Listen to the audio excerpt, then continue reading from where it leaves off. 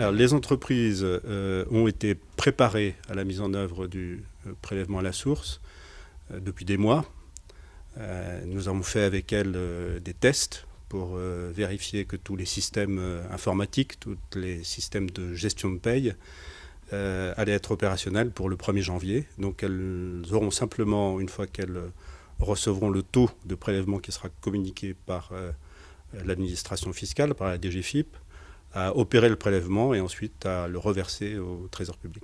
Pour 2019, sur le prélèvement à la source, le contribuable, quand il est salarié, découvrira, mais il aura l'occasion peut-être de le voir avant si sa fiche de paye est préfigurée. Donc il découvrira au 1er janvier sur sa fiche de paye le premier prélèvement qui sera opéré sur son revenu. Ça c'est pour les salariés.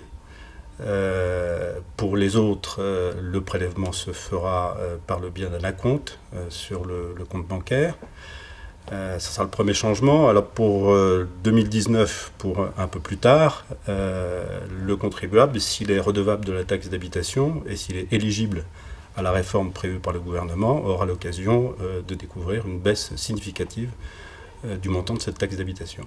Les systèmes qui ont été mis en place pour répondre aux interrogations des contribuables, un système de plateforme téléphonique qui fonctionne déjà, un numéro qui donne accès à un centre de contact dédié et qui sera gratuit ou en tout cas non surtaxé à partir du 1er janvier prochain.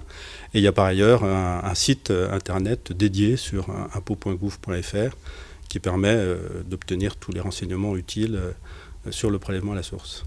Alors pour les impôts de 2018, il y a ce qu'on appelle une année blanche. Alors ce qu'on appelle une année blanche avec des précautions, puisque tout le monde a remarqué que cette année, on a encore payé des impôts, mais selon la modalité classique, c'est-à-dire des impôts sur l'année précédente. Mais par contre, les revenus de 2018 eux-mêmes ne seront pas soumis, sauf revenus exceptionnels, à un impôt. On basculera directement en 2019 sur le prélèvement contemporain du revenu.